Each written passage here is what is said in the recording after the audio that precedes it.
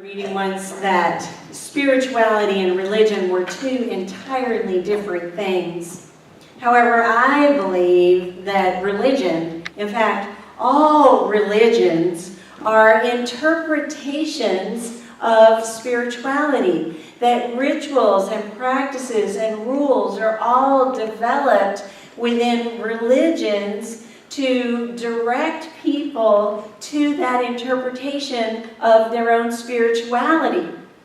So, why did primitive people dance? Because it was an ecstatic expression, an experience of God. And by the way, the rains came, and by the way, the hunt got better. And when I look at today, it's like, why do monks chant? Why do mystics meditate? Why do people go to confession? Why do we light a candle? Why are some holy days solemn and some holy days joyful? It's because all of these rules and rituals are there for us to live into our own spiritual experience. And then there's the news. I don't know how you get your news. I don't know if you read Time magazine or have an online subscription to the New York Times. I don't know if you watch the Rachel Maddow show. I don't know if you watch the 6 o'clock news. I don't know how you get your news, but there is, if you pay attention, a cognitive dissonance between what's happening in the world and that spiritual experience that we are being directed to. That there's a difference between the reality that we see, that appearance of lack, that illusion of separation, that there's a difference between that and our true spiritual nature, our desire to be one with God. I believe we have an inner urge to transcend all of the troubles of the world. We have an inner urge to transcend all of those things that are keeping us separate from our good, that I feel like we have that inner urge. Sri Yukteswar said the highest aim in any religion is self-knowledge. And that's that uppercase S, self-knowledge. It's very different from the lowercase f, S. That is like for the lowercase s. It's very different. That lowercase s has gotten information from outside. It's gotten information from our cultural experience. It's gotten information from our environment, and it may or may not be true. The very first thing Eric Butterworth says in his book, Practical Metaphysics, he quotes Zeno, the ancient philosopher, and he says the most important part of learning is to unlearn our errors. And I don't know any better way to do that than by using our self-awareness to find that uppercase S. The other word says most of us have had some background in religious teachings, and we've already gotten involved in having to unlearn a few things. It may be a result of much of our metaphysical studies. We are a metaphysical spiritual community. Unity had its beginnings in 1886 when a woman named Myrtle Fillmore began to unlearn her embedded Christian theology from her youth. She wrote about her experience. She had a phenomenal healing, and in her writing she said, I began to unlearn that I was like a worm. And now I grew up, my embedded theology is unity, it is new thought, it is metaphysics, and I thought, why in the world would anyone ever think that they were like a worm? So I got on the internet. My solution for a lot of things. I got on the internet and I said, what is this Christianity and worm stuff?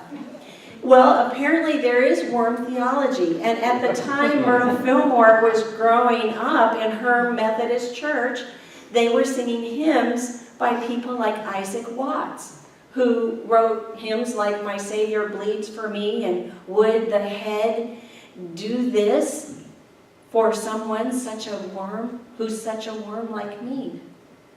It's a perspective. In worm theology is not a part of my perspective. I don't I don't have a perspective that requires an external savior to be gracious to come in and help me. I have a perspective where I source my own positive self-image from within. In Unity, we call that going straight to headquarters. And I'll talk a little bit more about going straight to headquarters in a minute. But there's a lot of unlearning to do, even if we are metaphysicians.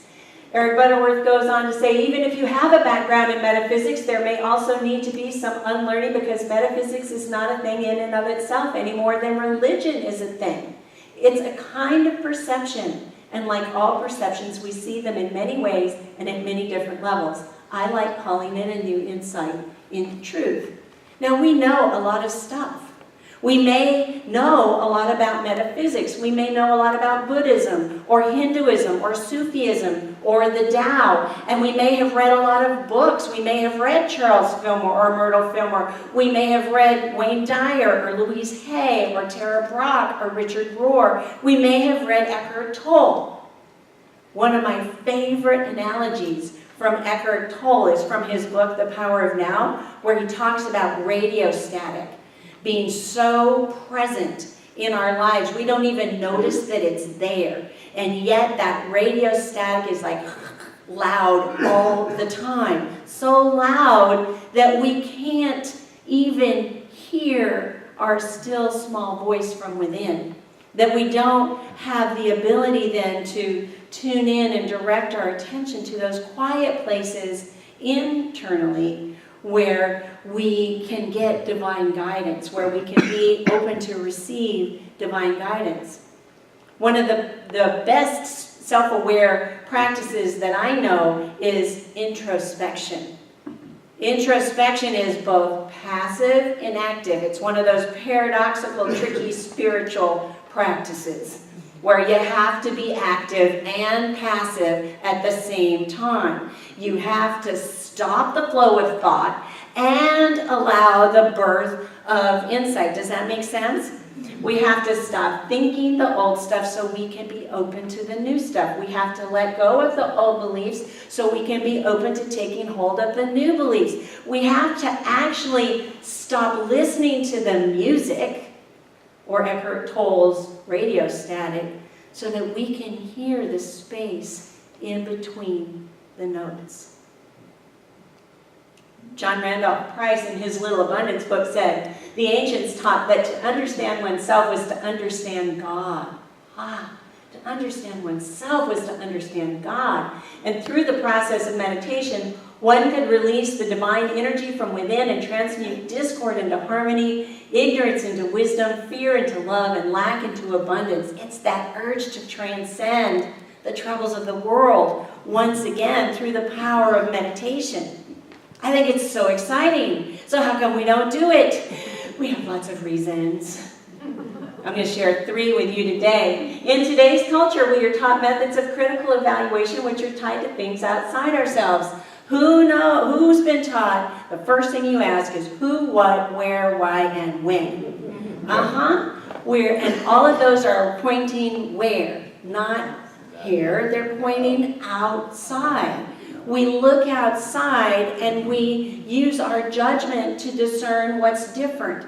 We use our judgment to discern what's off. We use our judgment to say, how come I'm not like that? And I'm not like that. So any explain, blame, reason then comes, well, we're not happy, we're not healthy, we're not harmonious because of them. So happy to share this with you because of them. The second reason in today's culture we don't do enough meditation is we're taught to consume information. If we stop, if we close our eyes, if we tune out the outer world, we are no longer consuming the massive amount of information that are there to tell us how we're supposed to dress, how we're supposed to be, how we're supposed to act, what we're supposed to have. There's always going to be another book to read. There's always going to be another healer to go to. There's always going to be another movie to watch. And we can explain, blame, why we're not happy, why we're not healthy, why we're not harmonious. It's because I haven't learned enough yet. Number 3, we are taught to suppress and repress the undesirable and unfamiliar. If you were taught that crying is a bad thing, or that getting angry is a bad thing, when you stop and you take a moment and you're there in that introspective, meditative state, and anger begins to bubble up, or crying or shame begins to bubble up, what do? Put a lid on it. Put a lid on it, because it's unfamiliar. We weren't allowed to do it, and we don't feel comfortable. So we're going to stop it, we're going to repress it, we are going to just say, I don't want any more of that. So we can explain, blame why we're not happy, why we're not healthy, and why we're not harmonious, because it's much safer than feeling. Than allowing. I always think, oh my gosh, if I ever start crying, I'll never stop. If I ever start yelling, I'll never stop. Then I'll probably get arrested.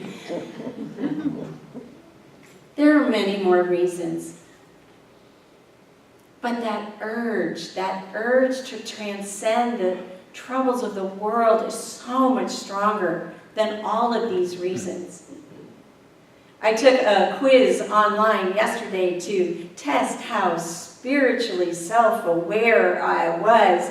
It wasn't a pop-up quiz, so I felt like I found it. I looked for it. It was safe. And I'll put it up here with level 1. TracyTrimble.ca, the quiz, if you want to go home and take it yourself. But what she did was, through this quiz, she outlines 4 different levels of spiritual self-awareness, and I didn't even know that there were 4 different levels, but they made sense once I saw them, and they might make sense to you. So the first one is this: unconscious incompetence. You do not know what you do not know, and you simply do not care to know. The way your life is not working is really hard on you, and you are not even aware that you are choosing that painful existence.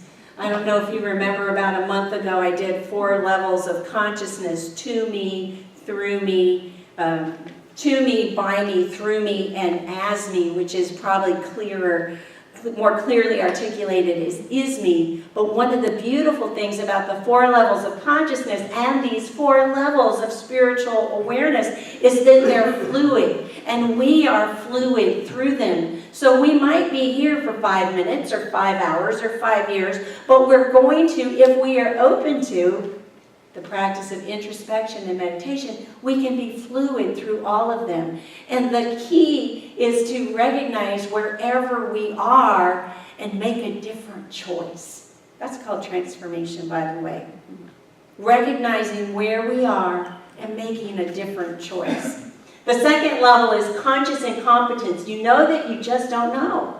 And that has started to bother you, but you don't know why. You have a glimmer. You have an inkling, and you're noticing that all the signs in the universe are pointing to the fact that you are a spiritual person. All of a sudden, there's a Rumi quote that's on a bumper sticker, or a Facebook meme that says worry is negative prayer, and then somebody you're in conversation with uses the word metaphysics in a sentence, and then a friend invites you to unity, and you're still confused. Because you know you have this urge, but you don't know what to do with it.